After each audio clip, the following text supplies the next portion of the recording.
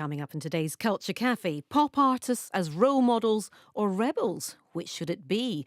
As Madonna releases a manifesto explaining why she's using violent images of guns on her tour, we ask whether it's responsible or inspirational to provoke debate.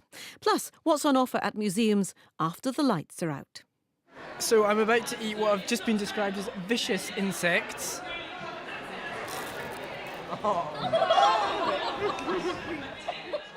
No, thank you. From eating insects to handling the exhibits, we'll explore our cultural establishments out of normal office hours. And an unusual art studio provides ample inspiration for two Glasgow artists. I'm Claire English. Welcome to the show. How you feel, everybody. Thank you very much. Now, I realise it's early on in the week, but what have you got planned for Friday night? Dinner with friends, perhaps? A movie? A few drinks at the bar? How about shaking things up with a trip to the museum? Oh, hang on, that cannot be right, because they are shut at night. No, they're not. National Museum Scotland have just announced the launch of a brand new series of their RBS Museum Lates events. Starting in October, visitors can wander around the museum after dark. They can go to a silent disco, even handle some of the exhibits. Sounds fantastic. One out-of-hours events like these, of course, have been tried before, but for children, and now this is a fresh attempt to woo the adult sector. We'll hear a bit more about what's in store in Scotland shortly, but first, let's hear from our reporter, Rich Preston. I'm on Cromwell Road in London, looking up at the imposing Gothic facade of the Natural History Museum. But I'm not here for your run-of-the-mill visit to see the dinosaurs, or the insects, or the mammals. It's about 8 o'clock at night, and along with 170 other people, I've packed a sleeping bag, and we're about to spend the night under the exhibits as part of the museum's first ever event, Dino Snores for grown-ups. So let's go inside and see what's happening. So I'm just walking into the museum's Great Hall, and we're confronted by Dippy, the museum's Diplodocus. First task of the night is to get our names checked off, and then grab a camping mat and find a spot on the floor.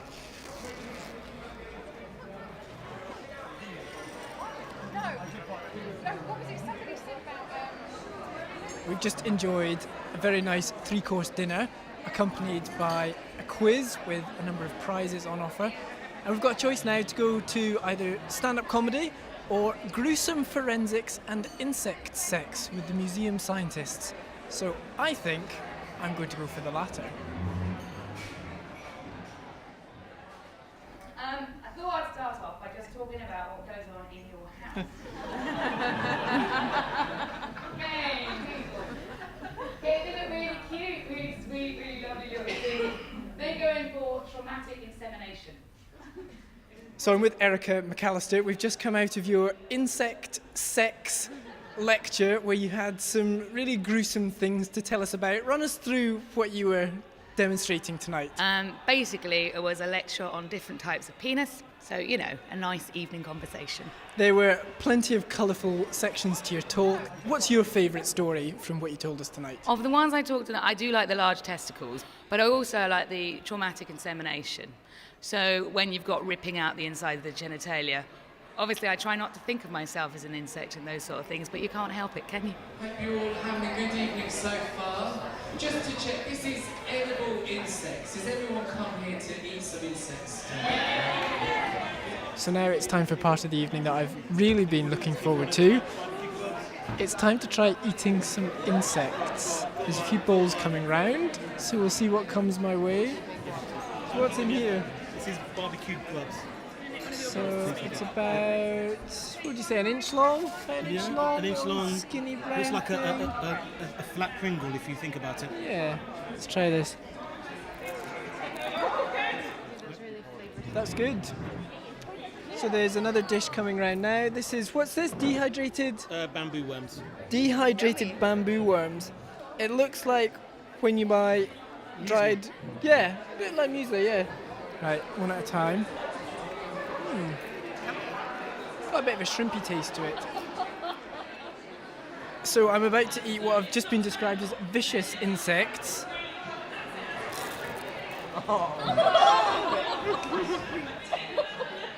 There's a definite crunch to that. That's quite nice. Tastes a bit like cardboard. That's really not nice. That's horrible. So I'm with Angela and Gary now, who have happily devoured all their insects. Angela, what were your thoughts? Absolutely yummy. Line them up and eat every single one again. They were just like snacks, corn snacks. Did you have a favourite? The last one, nice and chewy. The silkworm. Oh, absolutely. You can get your teeth into it. And Gary, what did you think? Very tasty. Probably good for a night in with a can of beer. Tasty snacks.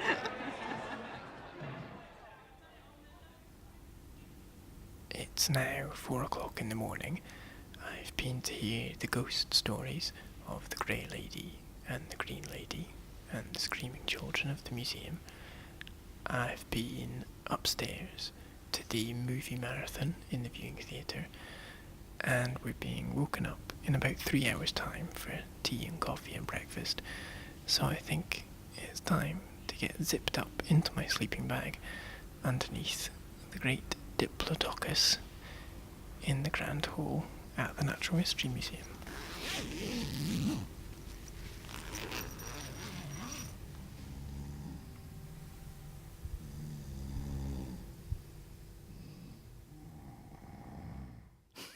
Was that the Diplodocus or Rich Preston? Who knows?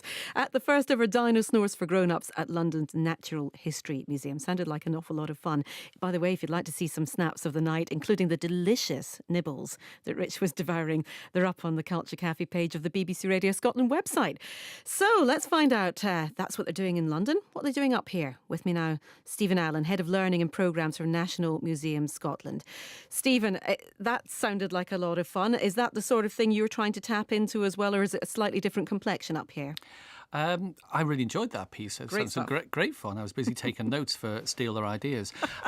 We've begun a series of lates over the last year. We run them on a quarterly basis, and we've made them a place for very much a hot ticket for people to come and relax and enjoy the museum at times of their own choosing. There are children around, they can leave their families at home and really get into and enjoy the galleries with a glass of wine in the hand, with a drink, something to eat, and lots of activities. So this time you're kind of focusing on the adults because you've done the sort of younger end of the market. Do you think there is an appetite out there for adults to do this? Because, what Rich was doing there is great fun for children and for younger people, but you definitely think there is a constituency of people that will want to visit the museum at night. Oh, absolutely. I mean, we've the ones that we've run so far, we've run 3 so far, and we're just launching the 4th. Each have been sold out well in advance. It's been much talked about. It's been featured on social media. When we started it, we thought, well, let's see how it goes. It was new for Edinburgh, new for our museum, and I personally thought, we maybe draw 800-900 people, and it was double that. You're kidding, as many as that? Absolutely, and. Also, the things that people wanted to do weren't just to watch the fantastic bands that we have, but actually want to go off and explore the galleries. So go and do handle some insects, though please don't eat them. I'll get into real trouble for that. Have the face painted, sort of things you probably just think the kids want to do. To go and talk to curators. For me, one of the highlights is always the silent disco, which is just something to be seen, to be believed. Right, you're going to have to explain that one to us. Well, silent disco is a feature of, I think we go to many festivals. Those who go to festivals will be aware of this. We use our Imagine gallery, which by day is a gallery which is designed for up to 8-year-olds. So it's bright, neon, quite funky and quite cool, but at night it's transformed into disco. So participants will be wearing headphones and listen to the tracks being played by the DJs, but it's in complete silence, except at the end where they play what particular track they play, which I'll leave people's imagination, which everyone knows the words to and everyone joins in and the hands are in the air like they just don't care. It sounds extremely surreal. What kind of crowd do you have turning up? Is it the same folks you'd normally have coming through the museum doors in daylight hours? Well, for a start, we do attract the younger crowd, 18 to 35-year-olds. This was sort of, very much targeted at, and they come in their numbers. But we also get people across the age ranges who actually are out for an evening, with their friends. We have a lot of groups who come along, a lot of work parties who come along, who see this as an extension of their cultural and social life. Can it get a bit raucous? Because I'm slightly worried about your exhibits. And, you know, have you got enough security staff in there in case somebody wants to have a bit of a laugh? Well, we do have, of course, we take great care of our objects and our visitors, and the people who attend are very well behaved. They come into a museum. They want to enjoy the museum as an experience. So no, I mean we haven't had any cause for concern, any incidents. There are other places in Edinburgh where you might go to for that type of thing. Exactly. What sort of hours then are people getting access to the museum that they wouldn't do? Tell us what time they go in and what time they come out. We run our lates, and I say the next one is on Friday the 19th of October. We run our lates from 7 till 10:30.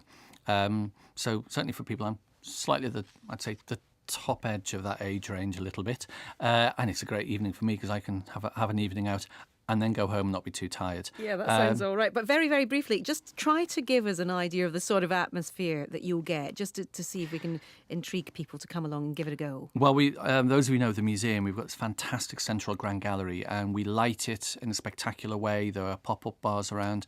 We have a main stage where DJs and bands perform, but around the galleries there are lots of activities, drop-in activities to draw people into the galleries, and people just enjoy the displays and the galleries for themselves as well.